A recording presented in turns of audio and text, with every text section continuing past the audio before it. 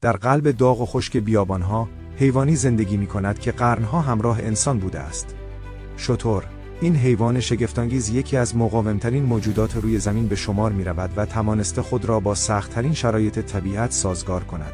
شترها بیشتر در مناطق بیابانی آفریقا، خاورمیانه و بخش‌هایی از آسیا زندگی می‌کنند. آنها به خاطر توانایی فوق‌العاده‌شان در تحمل گرما و کمبود آب مشهور هستند. یک شتر می‌تواند روزها بدون نوشیدن آب زنده بماند و همچنان مسافت‌های طولانی را در صحرا طی کند. بدن شتر کاملاً برای زندگی در بیابان طراحی شده است. مژه‌های بلند و ضخیم او از چشم‌ها در برابر شن و طوفان محافظت می‌کند. بینی شتر می‌تواند هنگام طوفان شن تقریباً بسته شود تا شن وارد بدنش نشود.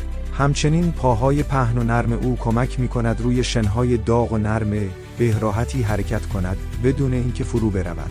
بسیاری از مردم تصور می‌کنند کوهان شتر پر از آب است، اما حقیقت چیز دیگری است. در کوهان شتر چربی ذخیره می‌شود.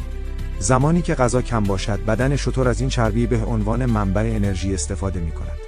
همین ویژگی باعث می‌شود شتر بتواند مدت زیادی در شرایط سخت زنده بماند. شترها هزاران سال است که به انسان‌ها کمک می‌کنند.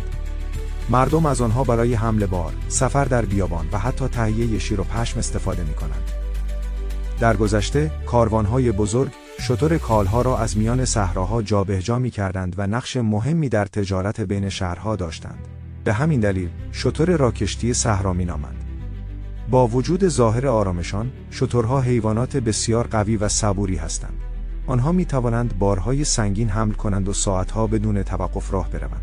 امروزه نیز شترها در بسیاری از کشورهای بیابانی بخش مهمی از زندگی مردم هستند و همچنان نمادی از استقامت، صبر و سازگاری با طبیعت به شمار می‌روند.